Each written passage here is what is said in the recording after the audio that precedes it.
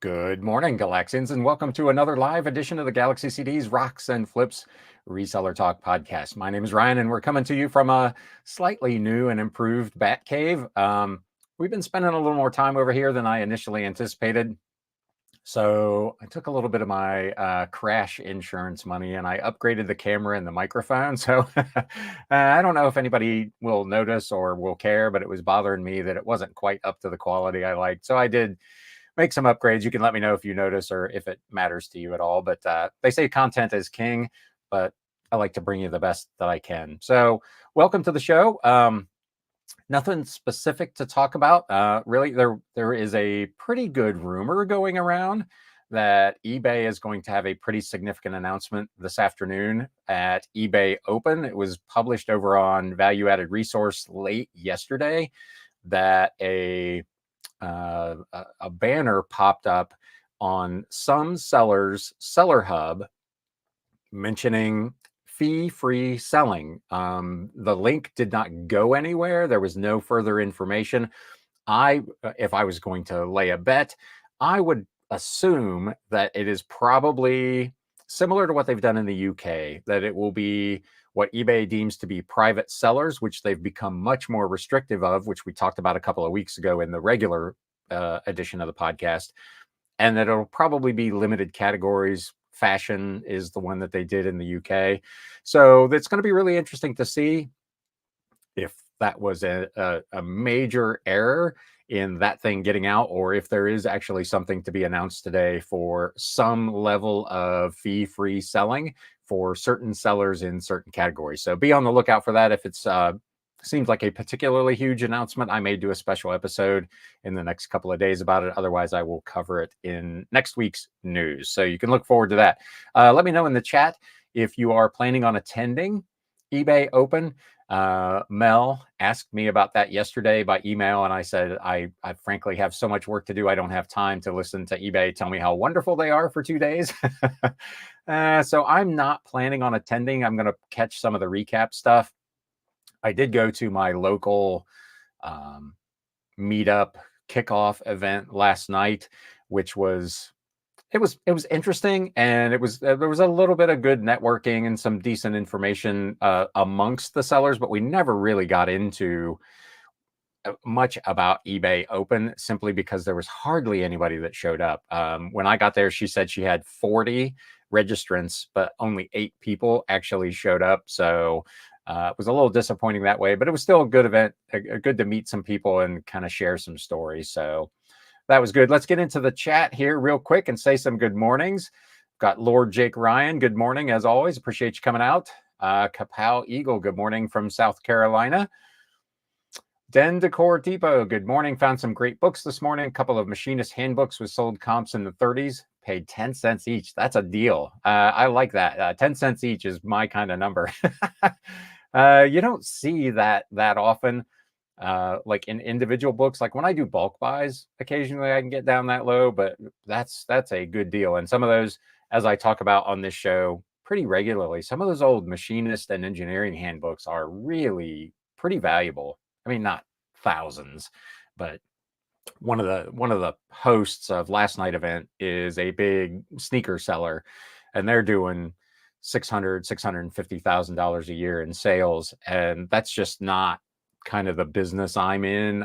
I might get to 6 figures this year in sales, but it's always interesting to see like the different levels of sales and the different kinds of margins and the different kinds of products. Yesterday at that event, there was a guy who does almost exclusively board games. There was someone who does fashion and collectibles, someone else who did mostly shoes, one who does just retail arbitrage of like Victoria's Secrets and Bed Bath and Body and that kind of stuff. So it's really interesting to hear all these people's stories. And I always enjoy like when people come into the comments or into the chat and share what they're doing. So congratulations. That's a good score. Lots of fashion eBay ads lately on podcasts. And they did announce also yesterday the whatever it is, the eBay for Business podcast or whatever it's called with Griff. Yesterday was the last episode of that. He apparently is moving towards retirement, and they have apparently retired that show as well. The host of the event I was at last night said there probably will be something to replace it, but there's obviously been no official announcement just yet. So that'll be interesting. Let me know if that was a podcast that you listened to with any regularity. I checked it out occasionally, and again, it's kind of one of those things. There was some interesting information there, but it was a lot of, not to be whatever, eBay propaganda, and it's hard for me to devote my time to some of that. So Big Dre, good morning. Free fashion would be great for me. And again, it depends on how they do it. Like they've done in the UK, it was for private sellers, not professionals or companies, people registered as businesses. And then they went back through a second round where they were sending out notifications to sellers telling them that they had to re-register their account as a business account because they were doing either a certain amount of transaction volume or a certain amount of dollar volume that eBay was recognizing them as a business seller, which would eliminate the fee-free part. So it's going to be really interesting if that's the direction they go, to see what the details are and what kind of the limits are on how much you can sell before you qualify for that. So you definitely want to pay attention to that. I'm not trying to get too excited about it just yet at the rumor stage. I definitely want to see some more details. I don't sell in that category, so it's obviously not going to impact me all that much, but big move potentially for eBay. JRKR 1964. Hi there. Long time no see. I haven't seen you in a while. Welcome. Thanks for stopping out.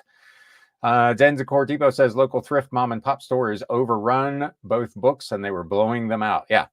And again, that's, someone was talking about that last night at the meetup, that the kind of local independent thrift stores are still good opportunities for a lot of that merchandise, but the bigger regional or national chains like a Goodwill, or in my area, Valley Thrift, they're taking a lot of that stuff that gets donated in an individual store to kind of a central clearinghouse. Some of it is then going online, and then the rest of it is being divvied out among the stores. So it's much harder now at the bigger stores to find kind of those honey holes where you can really score.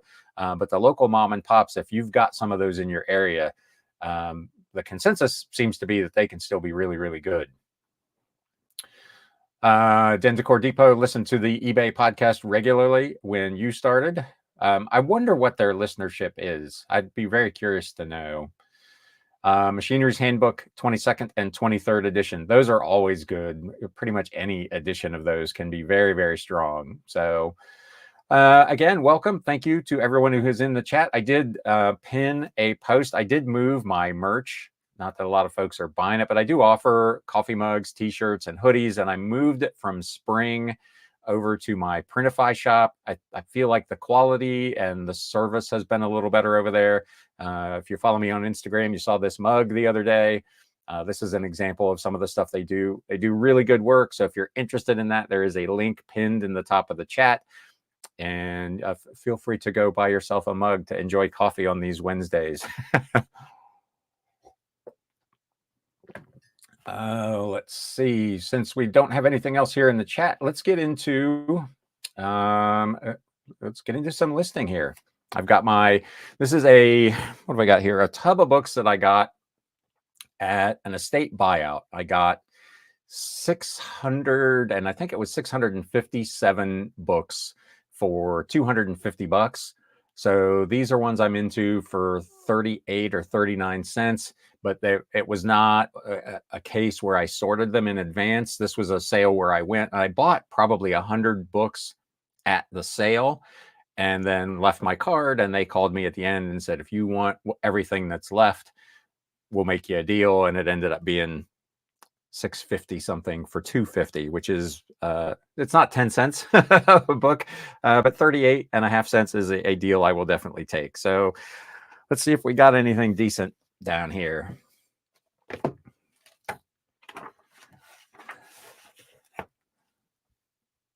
Navigation the Easy Way by Carl Lane. This is an older book from 1949. So let's see if this has got any value for us.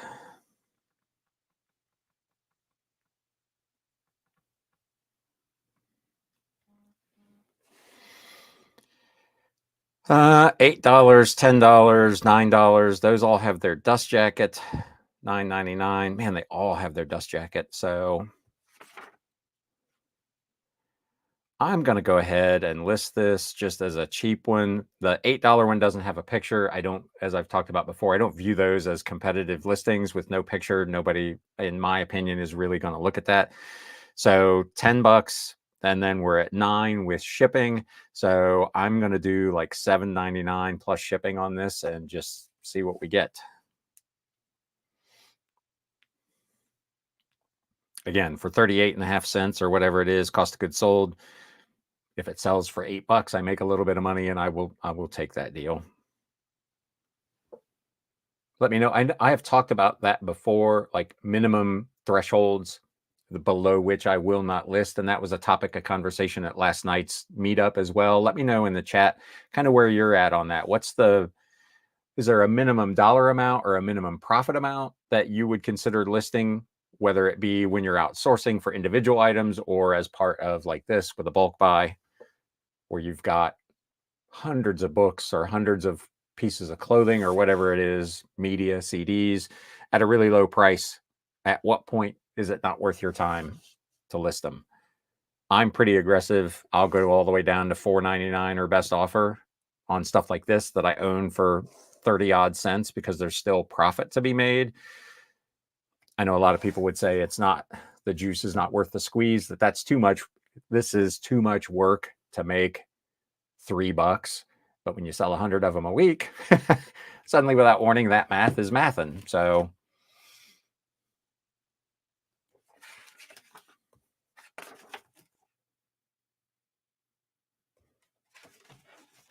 and there are maps in here, which is good.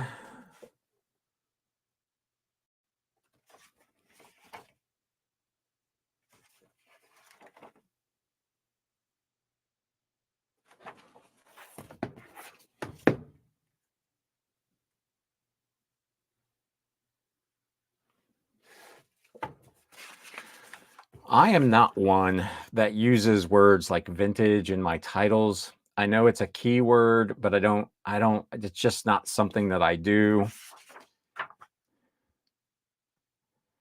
So I'm going to take that out.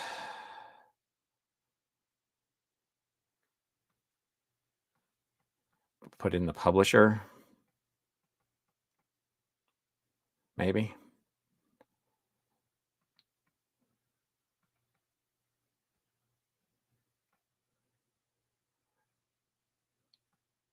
Actually, let's do this. The word buy is not a keyword, so I will take that out so that I can put the publisher in here the correct way. I don't know that this stuff matters. At the end of the day, I just try to get as many what I think are relevant keywords in the title, and buy is not one of them. It reads a little better, I guess, but I'm going to call this acceptable because there's some staining on the back. It's pretty faded on the spine.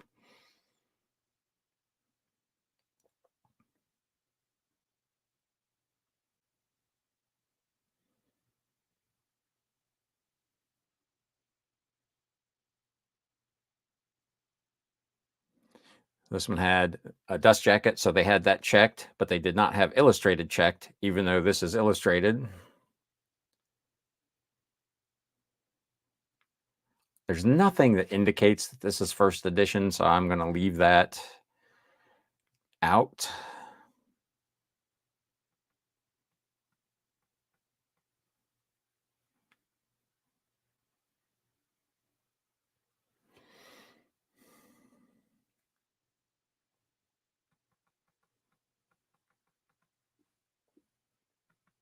Forgot to take the DJ out of there because this does not have its dust jacket, so let's go fix that.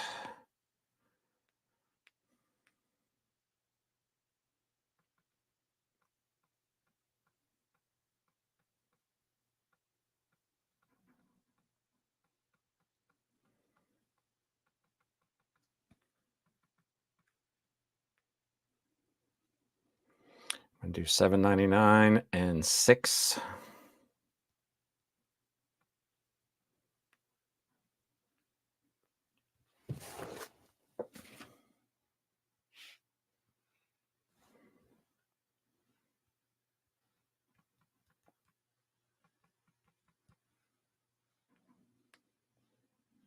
And that's one down. Let's hop back into the chat here. Whole bunch of messages.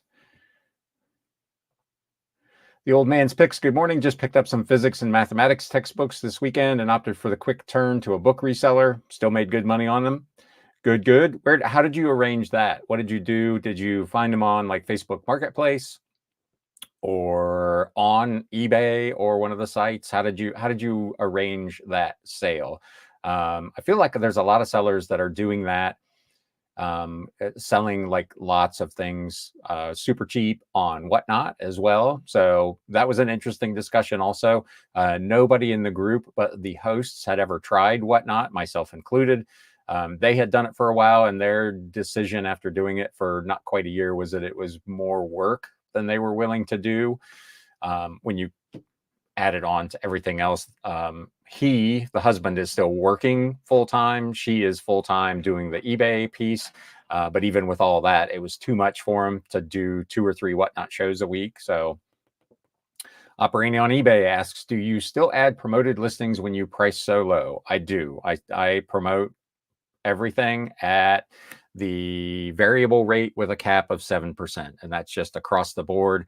Again, on an item that's $5, that's not going to be that much money. So I just go ahead and promote everything to get them out as in front of people as I can. That was also a topic of a conversation last night.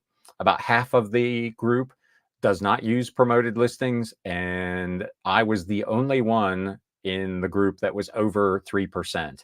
The hosts do between 2 and 3%, but they don't do it on everything. They only do it on specific items, and everybody else was at like 1 or 2. I think it's 2 is the minimum now. They had done 1 and they moved to 2, but we're very, very low promoted, and all did fixed, not variable. And I do the variable with a cap of 7. So that was interesting as well. But yes, I promote everything. Mel, good morning. Listening and listing. Good. I'll go down to $10 for jewelry or a pin, but not for glass or other difficult to ship stuff, says Aaron, Rebel Junk. Thanks for coming out. Yeah, and I'm kind of that way as well. Like if I've got something that's going to be a lot more work, then I a little more conscious of what kind of price I want to get for it. But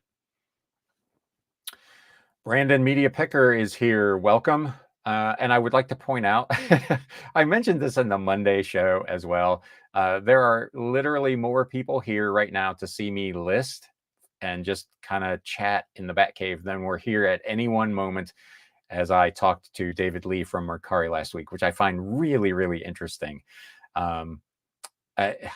Again, good on him for coming out, but a lot of the feedback from you all was that you felt he was not super transparent. And despite my best effort to kind of push him to give us something tangible, he really didn't do all that much. So I know he's planning to do a bunch of these. He did another one, I think, yesterday. But I think my feedback to Mercari and to him is going to be, if you're going to be out here, you need to give us something. The one in particular that kept coming up was the situation with the sending offers on Mercari, where your next offer has to be 10% less than your previous offer. And that has come up I've watched all of his chats, that's come up in all of them. And his answer is to talk about how effective offers are, but not to address that this is a significant pain point for sellers. And it's potentially lost opportunity also for Mercari, because you've got sellers that are just not sending offers on subsequent likers of an item. And he thinks, and probably is right, that offers are super powerful, but limiting how sellers are able to use those offers, I think, is probably hindering their ability to do well with it. So let me know in the chat what you think of that. But that would be my feedback. Then Zakor Depot says, I sell almost anything at any price on volume. Problem is all the site issues on eBay have just killed my volume. As I talked about on Monday's show, it was a bad week for the platforms in terms of technical glitches, problems getting listings up, problems with offers. But there were a lot of issues last week. And a lot of the sellers yesterday also talked about that they felt like summer slowdown was much more severe for them this year than it had been in years past, which I found really interesting. My summer did not really follow that path. August was not fantastic, but it was still up. July was my best July ever. So I didn't really experience it to the same level that a lot of folks did personally, but a lot of sellers have commented that eBay in particular is way, way off from what it was. And again, we'll see if they announce anything over the next couple days at eBay Open that will help that. In the preview of looking at the stuff, I don't really see anything there. The fee-free thing, if that actually comes to fruition, might be one. But a lot of the topics appeared to be more at trying to get sellers to do better with creating their listings, and again, to use things like promoted listings and some of the tools they already offer. So it feels like they're putting the onus back on the sellers rather than on themselves to generate additional traffic. So we'll see how that goes. Brandon, media picker, unfortunately not listing, just working the day job, but I am packing a few orders. That's good. At least you got some orders, right? Old man's picks. I noticed you do photos straight on. I tend to do book photos, caddy corner. Yeah, if there's a corner that is particularly crushed or damaged, I will take a photo of that in particular. But I tend to just do kind of straight on photos to show if there's any writing on the bottom and all that kind of stuff. So I've seen sellers do it both ways. But I'll definitely take a photo of a corner if there is damage, or like at the top of the spine. Sometimes that has bent back and torn. I'll make sure to get a photo of that. But Mel flips it. I've gone down to $9.41 with 20% off, but I'm still experimenting. I think it's perhaps worth to go to $4.99 because it seems to boost the algorithm, especially in that category I have observed. Yeah, again, especially in media, I've talked about it all the time. It's a numbers game. There are millions of books, millions of records, millions of CDs. And even at, $5, the more you have out there, the more opportunity you have, assuming that you're doing everything else that you're supposed to do. You've got a good quality listing and the photos and the whole nine. You have more opportunity to sell. That doesn't work for everyone. Not everyone has the ability to process that many items or store that many items. I'm blessed, again, to go back to yesterday's event. The question came up, who has offsite storage? There were two of us. I've got about 1,500 square feet over two separate spaces that I'm paying $300 a month for. The other guy who pays for offsite storage, now to be fair, his also includes an office space with internet and whatnot. He's got, I think he said 800 square feet. He's paying over $1,000 a month. So I'm fortunate that I've got the ability to store a lot of stuff very cheaply, but that is not something that everyone has. Miss Lachey Resells, good morning, afternoon. Yes, I guess it would probably be afternoon before we're done here. To everyone. Old Man Picks, they were from an estate sale and put them on eBay. Same as ink resellers that send offers. Yeah, so I will do like lots.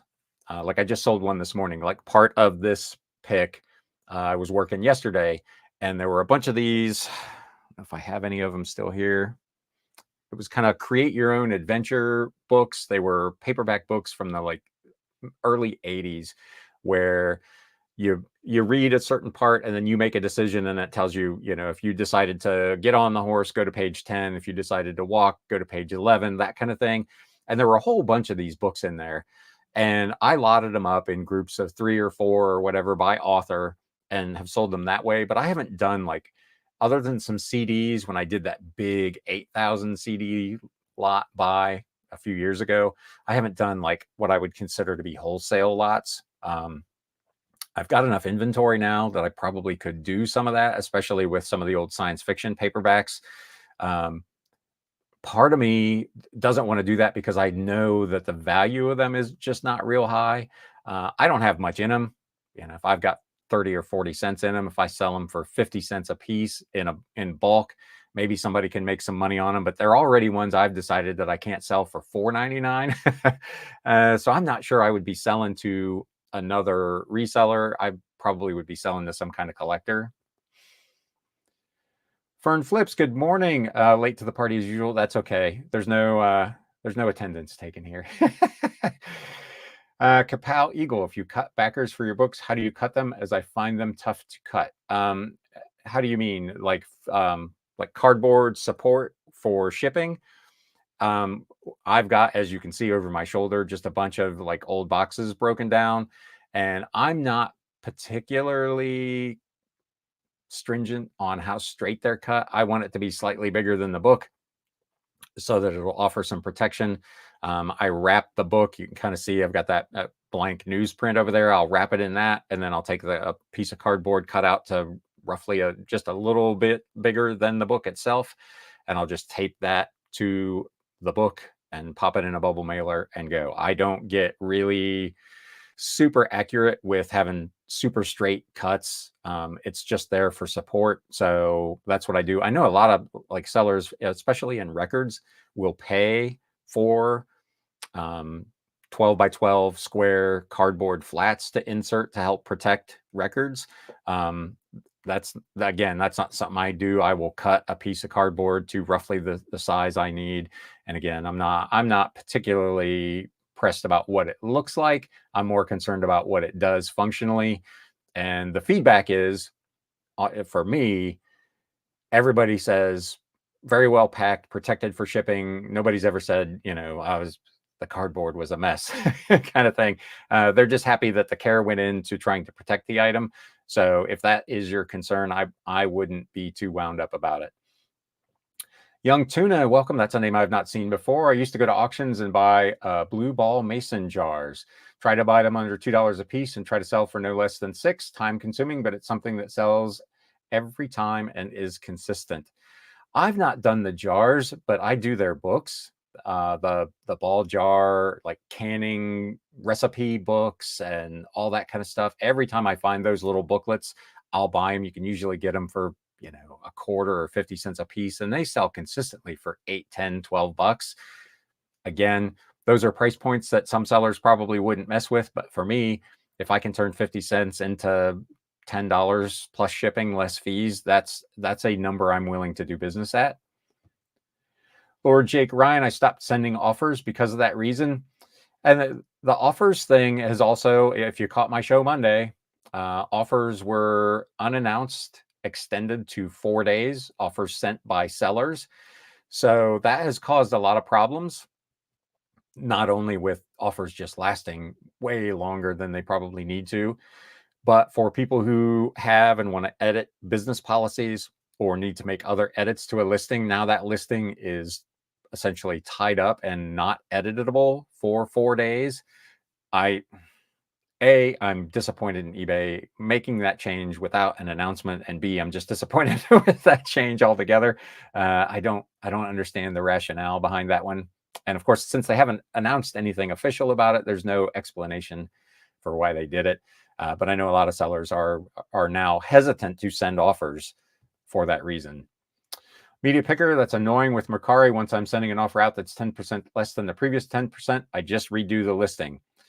Yep, I am to the point. I don't do anything with it. I just let it go. I've got 9,500 listings over there, and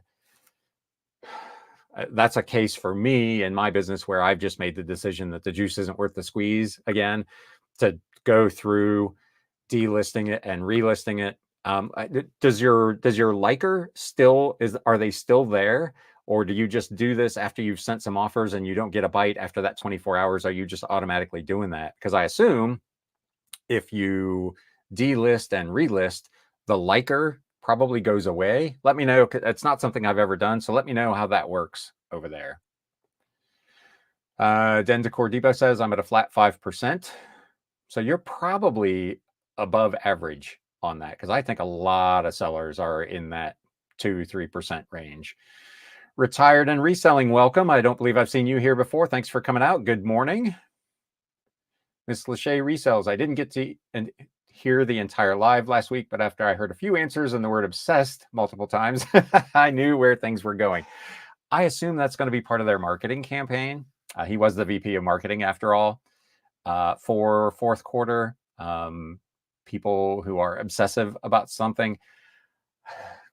To be fair, my experience on Mercari is that is not the case. eBay, with their enthusiast buyers for like sneakers and trading cards and stuff, I feel like that is actually a compelling story, but I'm not convinced that Mercari buyers are obsessed with something.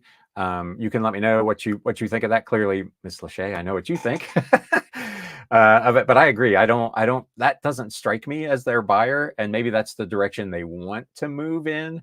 So you start talking about it in advance, hoping to manifest it into reality, as it were. But yeah, I don't sense that over there. They seem to be taking a few pages out of eBay's playbook, although that was denied. Yeah, there was a lot of pushback from commenters on that video, that episode as well, about his saying that they're not comparing themselves to the competition and they're not looking at the competition. I talk a lot about on this show being careful about comparing yourself to others. Comparison is the thief of joy, and that whole thing for individual sellers who are in completely different circumstances, that can be really dangerous. Like if there was a shoe seller, for instance, at the event I was at yesterday, and here's the hosts talking about doing $650,000 a year, that can be intimidating and make you feel like you're not successful when your goals and your circumstance and your situation are entirely different.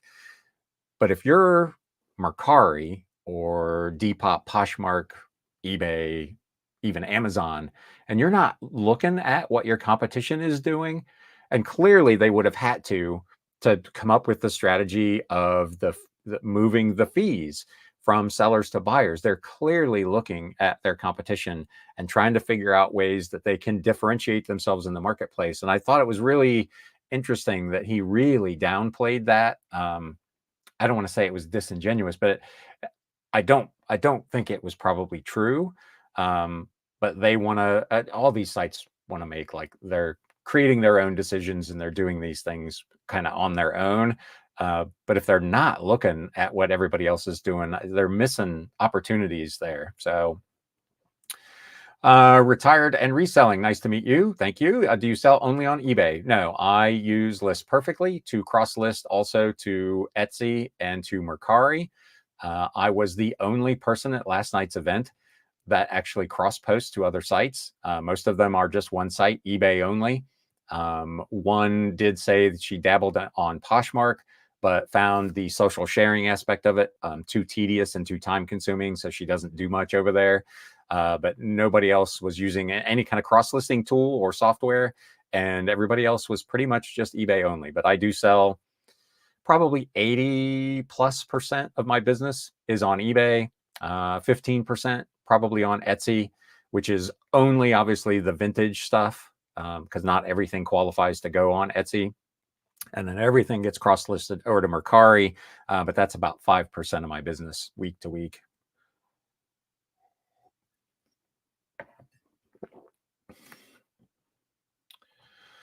Operating on eBay says, when pricing, I use a calculator I found online to estimate what my net will be. A lot of people use that kind of tool, especially when they're outsourcing. They'll look, a lot of like the Amazon sellers that are using iScout or whatever it is. I mean, it'll tell them as they scan an item what their potential profit would be and actually recommend whether or not they should pick the item up. So, but that's a good way to know whether it makes sense. After having done this for 5 years and having spent 30 years in business previously, I already have kind of a gauge. I know I'm going to pay roughly 20% in fees. So I know if I've got less than $1 in an item, kind of $5 is where I need to be to even squeeze anything out of it. But using tools that are at your disposal is super valuable. It's one of the things I always talked about when I was in retail management.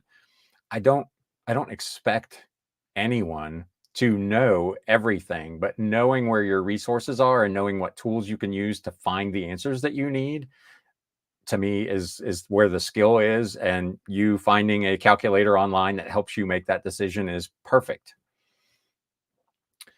Den Decor Depot. Yesterday was my first 0 day since July 3rd. I've seen, again, a spate of videos on YouTube over the last week where people having 0 days. There was one for an entire weekend. So eBay is struggling. I don't know if it's just time of year again. People starting to save up, getting ready for Q4. I know the consensus again last night at the event was that this could be a really, really good Christmas holiday selling season. So we'll see how that goes. But summer and fall have been very, very difficult for a lot of folks. Prior to that, last 0 day was in January. I've been super fortunate. I've not ever had a 0 day. I think the lowest day I've ever had was 3, which, even considering I've got 11,000 listings, a 0 day for me should be almost impossible. It would be really eye-opening if it were to occur with that many listings. Mel flips it. Did not know any of that. Thank you. You're welcome. That's what we try to do here. Try to help you learn something new every time you come out. I've said before, that's one of the goals of the show, and it's my version of success here. I'm not views and monetization. None of that matters if I get one person per show to say, thank you, that was helpful, that was informative. My work here is done. So thank you. Den Decor Depot. We have a physical brick and mortar store that's 800 square feet plus 2 storage units. My 24 by 20 garage is my listed inventory and shipping station. So you got a lot going on there. I think I've talked about it. I get asked all the time because I used to own a brick and mortar CD and record store locally, and I get asked a lot if I'm going to go back to doing brick and mortar, and I'm just not, because I like being able to do this on a Wednesday at 11 in the morning. And I don't want to hire people. I don't want to go through all of that at this point in my life. I'm about to turn 59. I'm not interested in that level of like work and responsibility. I just want to be here in the Batcave, kind of do my thing, spend some time with all you guys, and brick and mortar is out of the game for me. But that's awesome. That's a lot going on. Good on you. Kapow Eagle says, I see you use Pirate Ship for Etsy. Have you done a video on using Pirate Ship for eBay and Etsy and adding additional insurance through Pirate Ship for higher cost items? I have not. It is something that's on my list of things that I may do at some point to talk about. Today's not the right day to ask because they were down this morning. I got in and it was taking an awful long time to load, and I thought, maybe it's just slow. And I tried to purchase a label, and it just sat there with the little wheels spinning and spinning, and it finally errored out. So, which, again, I talked about it Monday. These sites all have their days where they tried to make an update, or they tried to do something, or they had a comma in the wrong place somewhere in their code, and somebody triggered it, and it caused a site outage. It happens.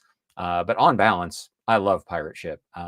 Again, the ability to download from multiple sites. Again, David Lee with Macari kind of dodged that last week. It sounds like there's no plans for them to offer integration to Pirate Ship, which would be incredibly helpful. That way I wouldn't have to copy and paste into Pirate Ship. But being able to do everything from one site for essentially the same price and get that one scan sheet for ease of drop off at the post office is fantastic. So be on the lookout for that. I probably will do an episode on setting up Pirate Ship and creating your integrations and how it works.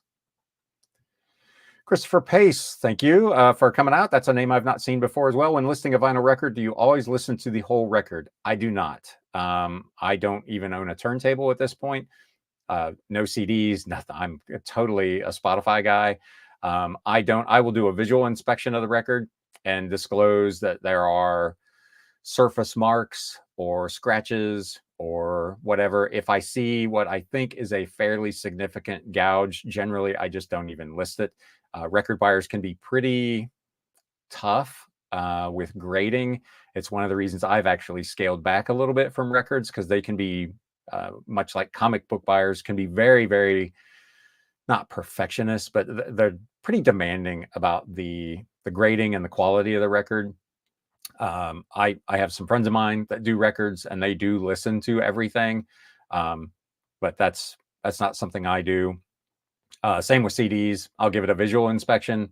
And if I see marks that I think would probably cause it to have problems where it would skip or not play properly, I just won't list it.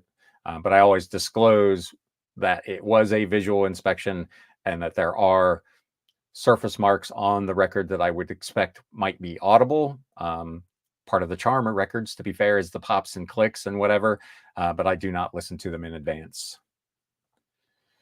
Ms. Lachey resells. My offers are still at 48 hours. Maybe they are beta testing with a group of sellers. Could be. I checked mine yesterday. I sent out some offers and they were all 96 hours. So interesting.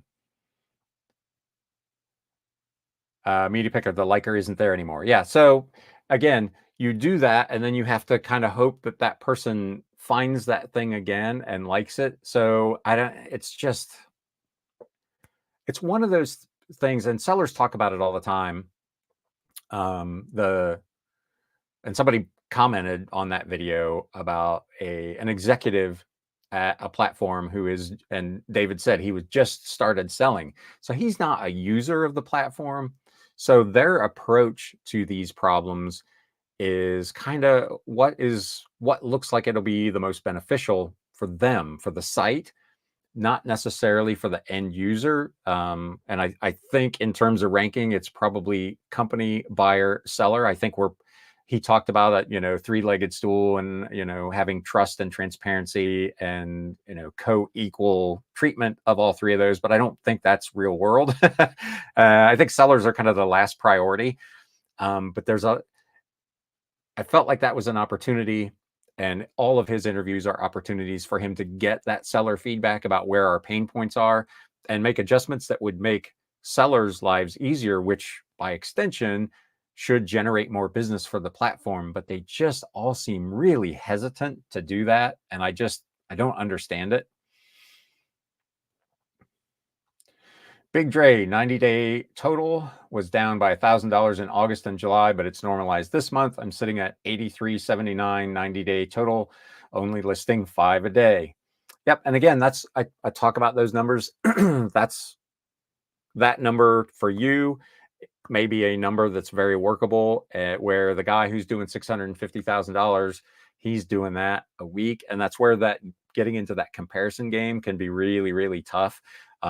Compare yourself to yourself, like you just did in that comment. Last month and the month before that, it was here. Now it's back to normal, and I'm good with that. Those are the kind of metrics and measurements that I feel like as small business owners and resellers, we should be doing to keep track of our business. Hollywood Reseller says, do you plan to get to 10,000 listings? I'm actually at 11,078. Is that right? Let's look. Because I did do a few this morning before I got online here. So let's just see where I'm at. Let me pop over here so you can see it as well. I'm currently at 11,088 listings. So my goal for this year was to get to and past 10,000. And I did that several months ago. Right now, I'm listing on average 100 to 125 a week and selling on average probably 80 to 90. So that number is, just by the nature of that disparity in math, is growing slowly week by week.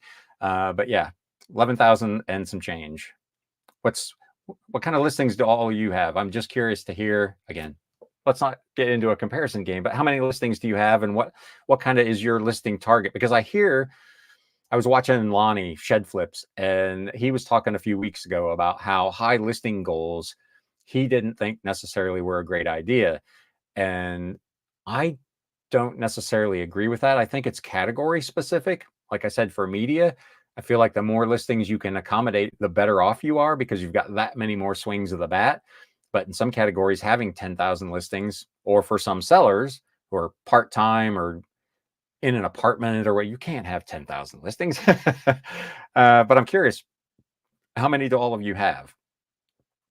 Recommerce Dave, hello from Australia, 1 a.m.-ish, if I remember correctly. Thanks for coming out. I appreciate it.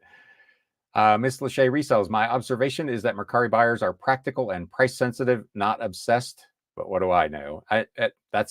I'm with you. I talked about it months ago.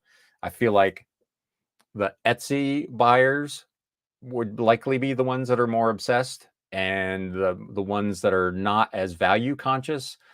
The eBay buyers are kind of the average, middle of the road. They're kind of the same people that might be shopping on Amazon.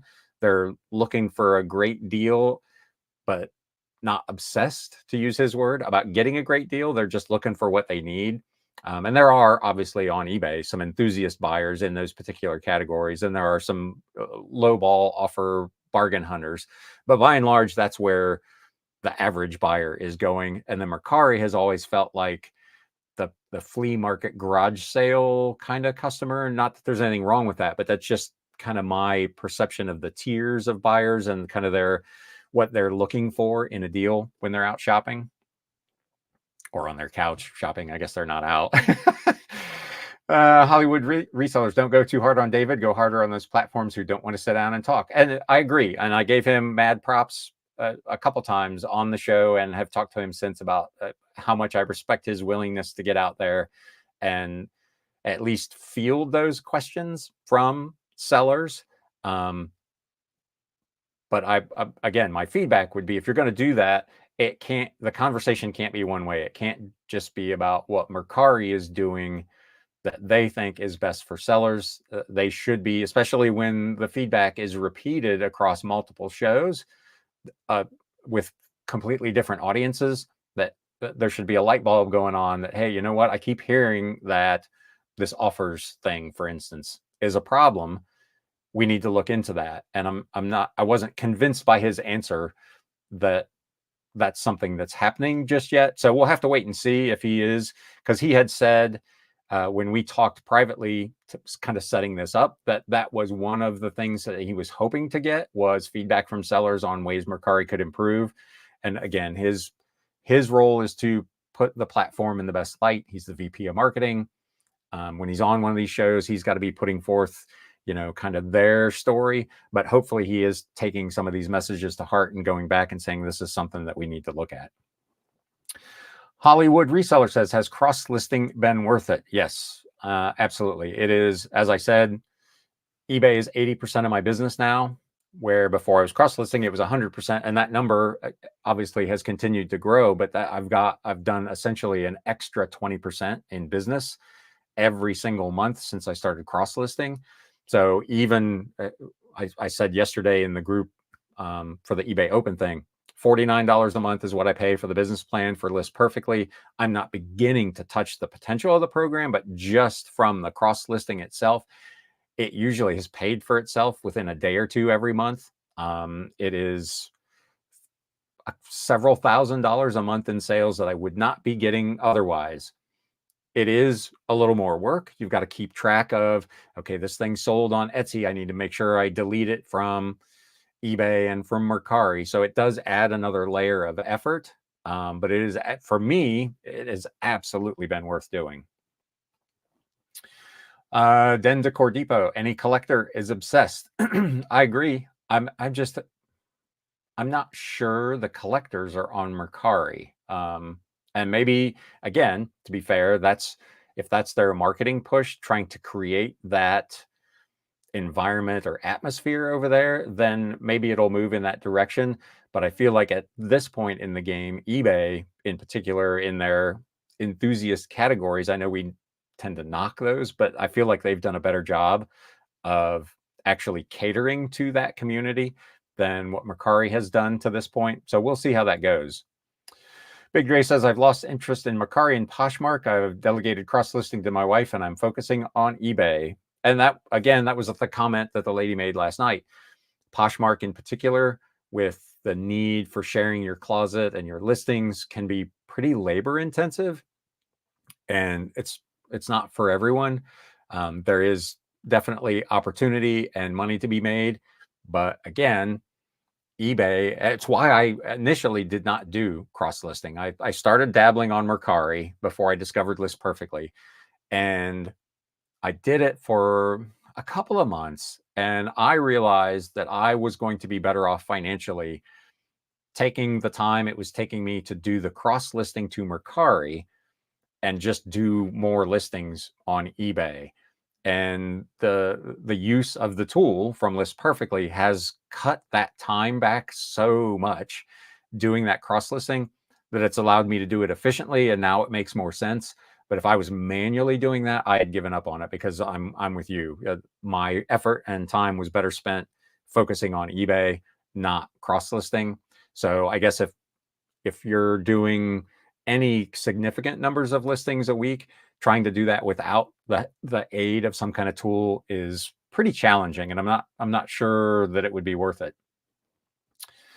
Big Dre says Posh and Mercari sales have flat lines for me. Mercari has been, as I said, consistently, it's 5% of my business, 2 to 8 items a week.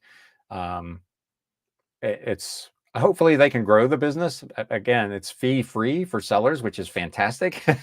It makes it a lot more fun to sell over there, but the volume just isn't quite. And again, I'm in a category that is not one of their strengths in books. I have done better there when I do like Blu-rays, or I buy a lot of CDs and I list CDs. That type of media seems to do better for me on Mercari than books. But right now I'm so focused on books, and Mercari is just, it's I'm with you. It's pretty well flatlined.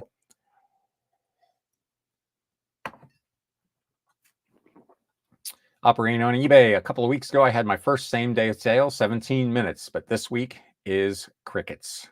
It's so inconsistent. I long ago gave up trying to predict this week's going to be good, that week's going to be not good. I've had weeks I've done $1,800 and $2,000 in sales on eBay, and then followed it up with $500. So it's just, there's no predicting it. You just got to trust the process and trust that you're doing the right things and listing the right goods, and that eventually people will come back. And my personal experience is that they almost always do. Den Decor Depot says, I'd get out of B&M, but the rent is really cheap. Yeah, the brick and mortar stuff. If you got cheap rent, that's pretty awesome, because that was one of the reasons I closed my store back in 2012. The cost of rent had just made it prohibitive to do business. I was doing new and used CDs and records, and the profit margins on new media are abysmal. They're super, super low. And it just got to the point where I couldn't make ends meet with it, primarily because of the rent.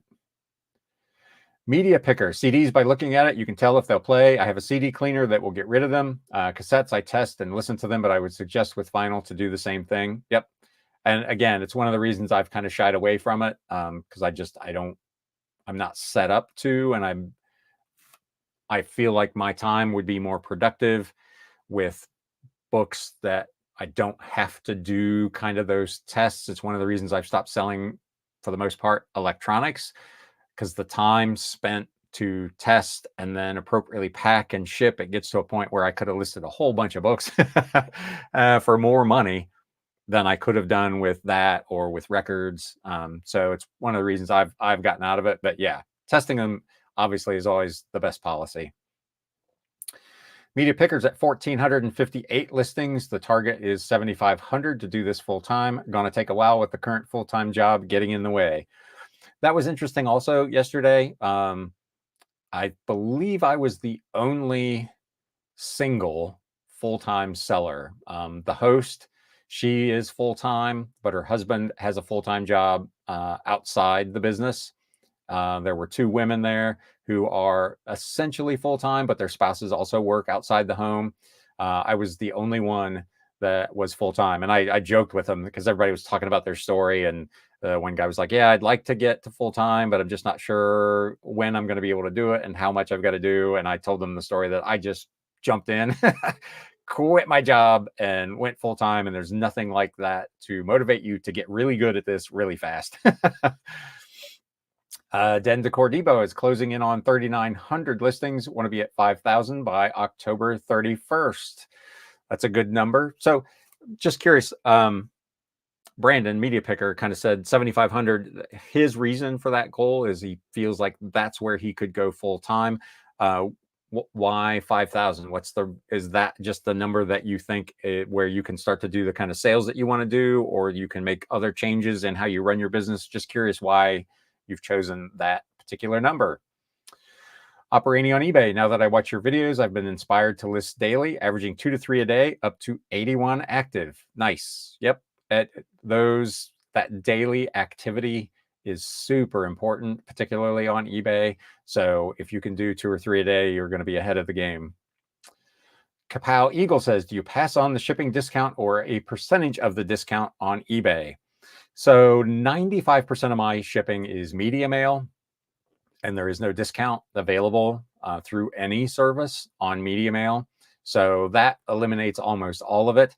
On regular Ground Advantage and Priority, I do not pass along that discount. I charge the retail rate and use that little bit of difference on that little number of sales to help offset the fact that I'm paying fees on all of my shipping.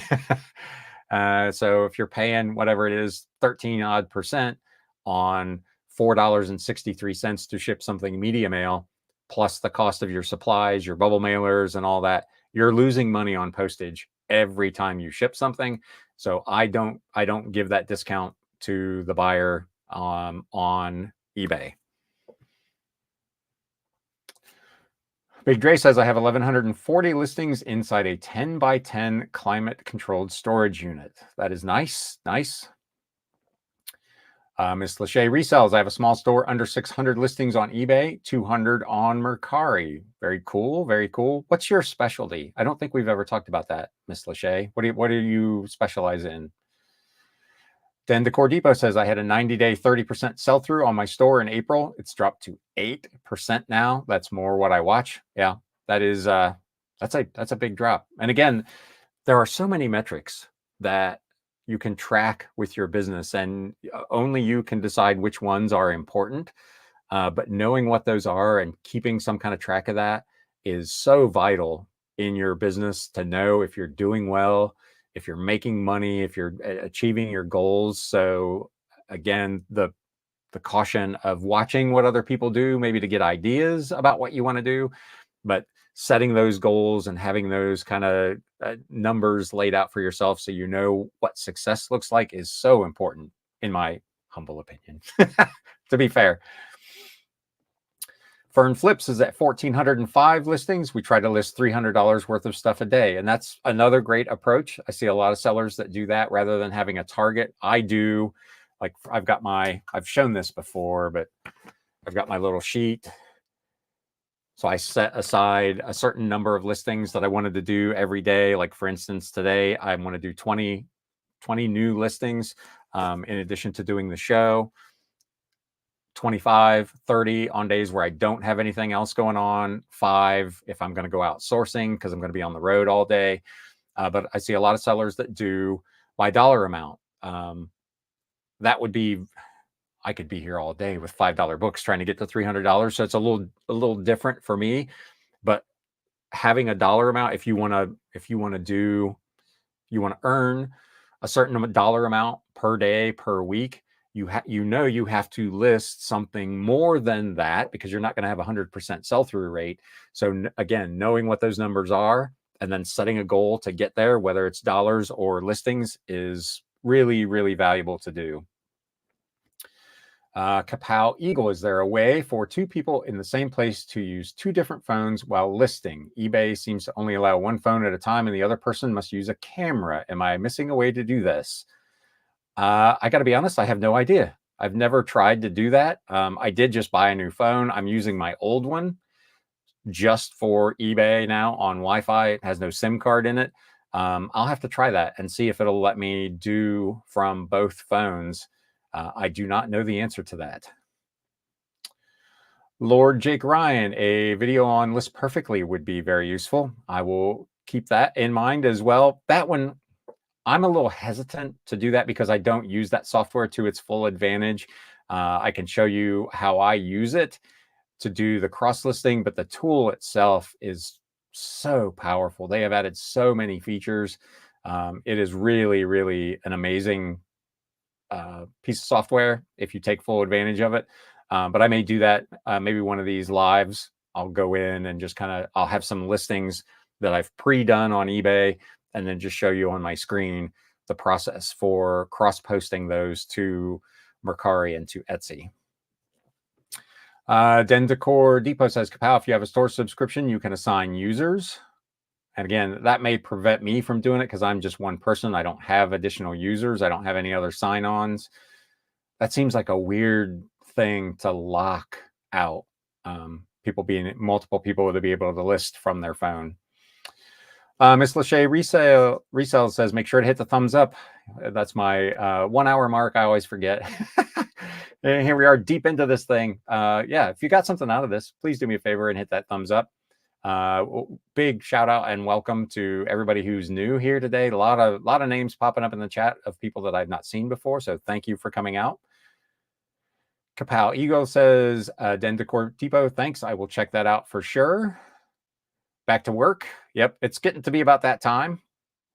Mel Flips it says, serious collectors are on eBay. First, I've sold several different types of our collections and a signed James Earl Jones Star Wars card. Nice.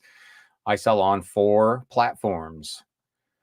I did 4 for a while, and one of them was Bonanza, and we talked about that last night. There's one seller in the group that still uses Bonanza, and she's in the same boat I'm in. She was getting 1 or 2 sales a month, and it just got to be not worth it. Any thoughts on listing into Depop? They have boost listings feature, a pay per sale promotion.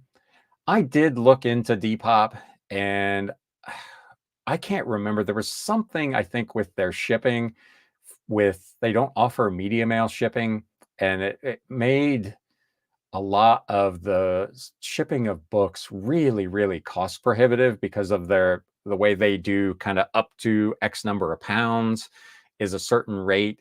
And a lot of books are going to be over that. And it looked like it was going to be a problem to sell in the media categories over there with their shipping. So I opted not to. It's still on my radar.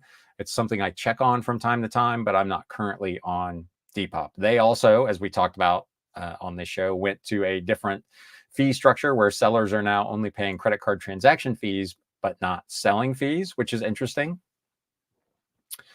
Kapow Eagle says, do you focus on any specific type of books on Mercari, vintage or the cheaper books?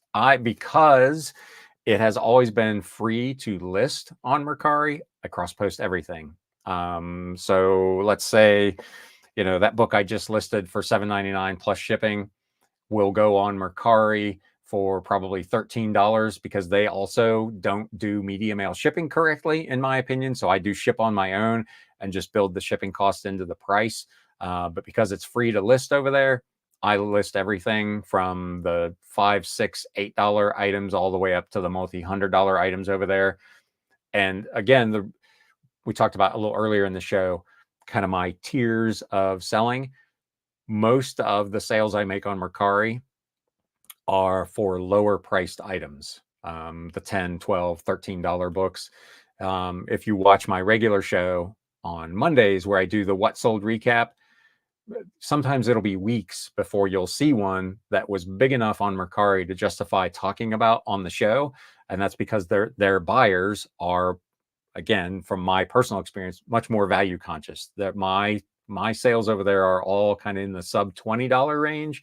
It's a fairly unusual sale on Mercari to do something bigger. I've had a couple, but Etsy is much, much better for me with more expensive vintage books doing well.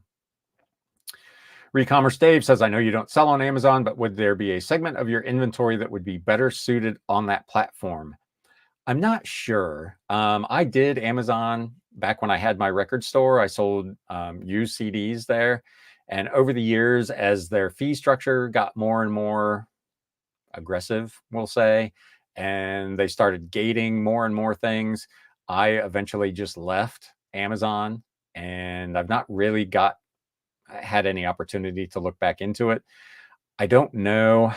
Like when I'm out at sales, just at estate sales or library sales or whatever, most of the sellers that I run into that are doing books and are doing it on Amazon are doing FBA, and they're scanning essentially all newer books with barcodes. And that's not really what I'm doing. So I don't know, like this book that we just listed, this book from the 1940s. I don't know that this is going to do any better on Amazon than it would do on eBay. So to be fair, I don't know the answer to that question. I've just made the business decision that it's not worth the aggravation.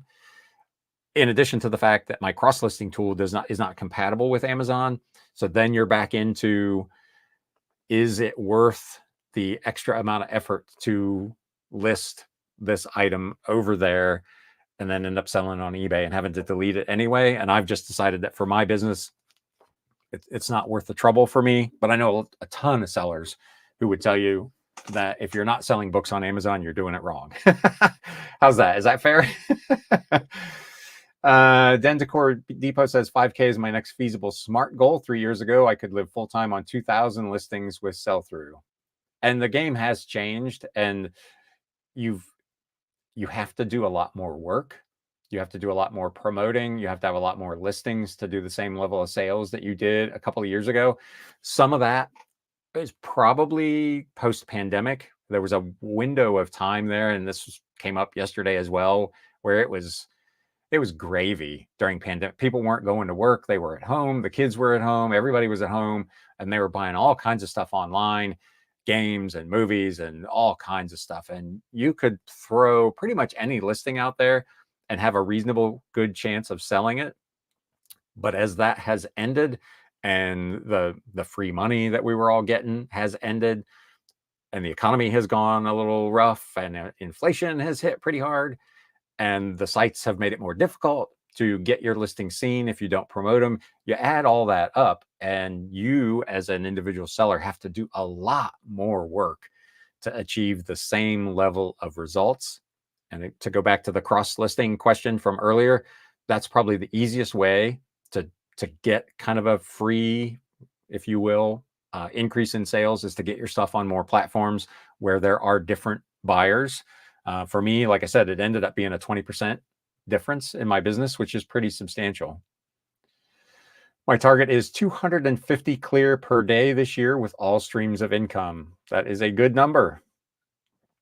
Ms. Lachey Resell says main category is books, 50 to 60%. Very cool. Very cool. Mine is probably 80% books at this point. It didn't used to be quite that high, but that's pretty much all I've bought in the last year is books. So that just kind of by default has become my biggest category. PJ Thrift couldn't get through watching the Macari interview. When he started talking about making pizza, it made me think he was more worried about trying to be relatable than actually getting to questions.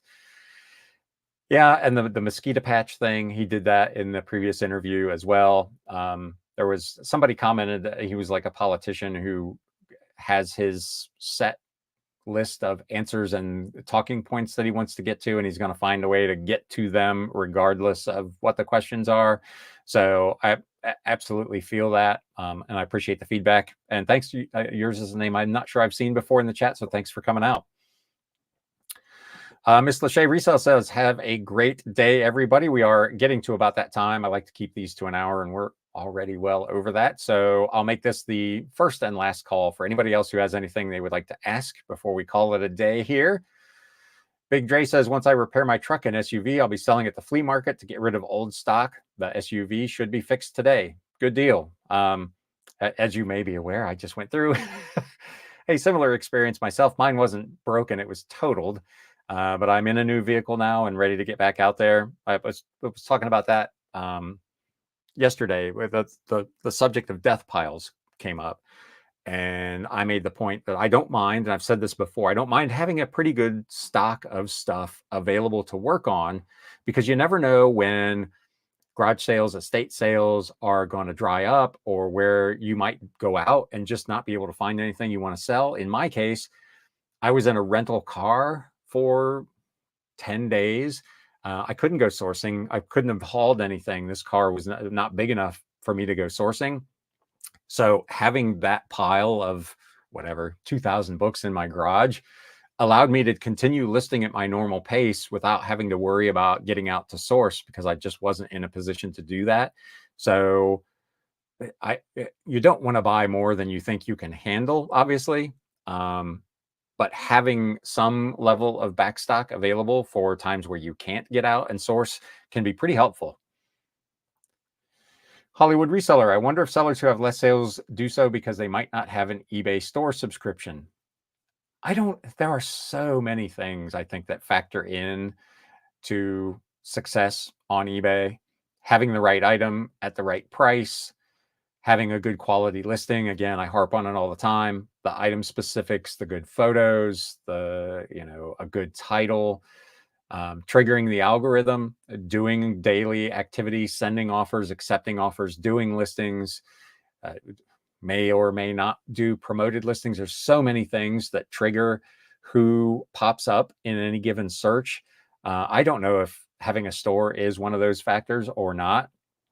I've got, I don't know, 800 and some followers on my eBay store, and I've sent out coupons specifically to those people, and it's been crickets. Not a single coupon used. So I would be curious to know. I'm sure eBay would tell you that having the store makes a big difference, and it does if you're a big volume seller. Not paying those listing fees is what makes it worthwhile for me. Having the ability, like in the media category, I can do 50,000 listings at the premium store level. That's huge because as I increase my number of listings, I'm would be bumping up against those kind of fees all the time. So there are definitely advantages to it, but I don't know if it factors into search results.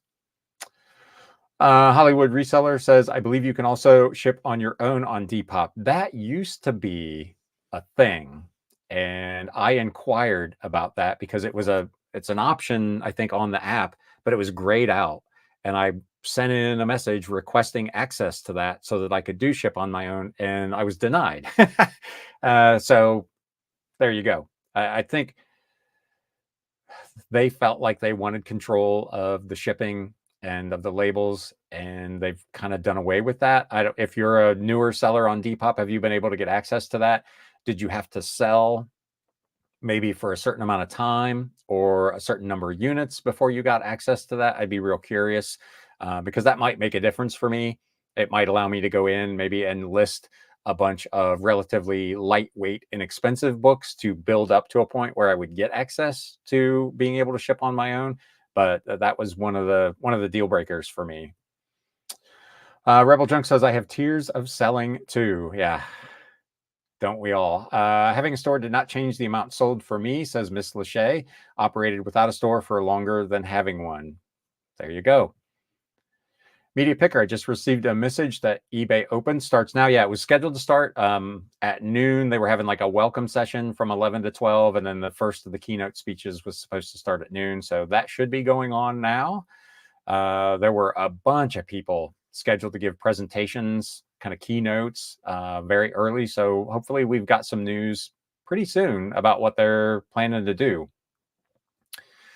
Recommerce Daves, do you consider listing on Abe Books for your rare finds? I've looked into Abe a couple of times, and I can't recall what it was about their setup process that caused me to not list over there at the time. It is one of those that's on my radar. It's another one, unfortunately, that is not part of List Perfectly. So it adds in another layer of work that I'm not sure I want to do. I use Abe Books a ton. I've shown it on this show for research purposes. I love the site. It's definitely something I would consider. I just haven't done it yet. Miss Lachey with the thumbs up. One last time, don't forget, if you got something out of this today or just had a good time, please hit that thumbs up button. I would appreciate it. Media Picker says all sellers should have some sort of backstock to list, as we should be feeding the eBay beast daily. Yep, and we talked about that again last night. One of the sellers lists so many units per day and then does so many drafts in addition per day, 4 times where she knows she's not going to be able to list, or if she's going on a weekend getaway where she can just from her phone really quickly take those drafts and turn them into listings. So she always has listings available to list to keep triggering that algorithm. So that is definitely good advice. Den Decor Depot, have you looked at the Walmart marketplace? It's on my list to look at. I did look into that, and if I recall correctly, you need to have a federal employee identification number. So you need to be registered as something other than a sole proprietorship, which is my business model. I'm a sole prop. So I don't have an FEIN. I don't know. I haven't looked into whether I could even get one as a sole prop, but that for me was the deal breaker. I couldn't continue on just using my social. So they are really making a big push at Walmart to have a bit of eBay's lunch. So that is going to be really interesting to sell. Gem Setting Girl, my starter store is over 100 items now. I'm up to 20 sales. Congratulations. Still working my full-time job. I've sold mainly clothing and plush, but eventually must sell all my mother's quilting books. I've got a pretty good stash of quilting books myself. I did a big buyout. Oh gosh, it's probably been over a year ago now, and they're mostly still in my garage. That was a lot of like quilting and applique and that type of stuff. I've actually done pretty well with some of those magazines, like Australian Patchwork Quilting has done really well for me. So some of the old magazines, I mean, they're not $50, but $8, $10 a pop plus shipping. That's a number I will take. Hollywood Reseller, thanks for the update on Depop shipping option experience. I just see both ship on your own and shipping on Depop shipping. Never tried to ship on my own. Yeah, like I said, I know it was in there, but I couldn't access it, and it was kind of heartbreaking because I did want to try it out, but Rebel Junk says you can get a tax ID as a sole prop. There you go. Thank you. I will have to look into that and see if that will allow me to get over onto Walmart. With that, my friends, we're at about an hour 20. So as always, I appreciate you coming out on a Wednesday morning at 11 in the morning and spending a little bit of time here with me. Always a good time to hang out, chat, discuss what's going on in reselling. Didn't get a lot of listing done today, which is all right. So I appreciate it. And we will see you next week. You have been listening to the Galaxy CDs Rocks and Flips Reseller Talk podcast. Thank you so much for tuning in, and we will catch you again next time.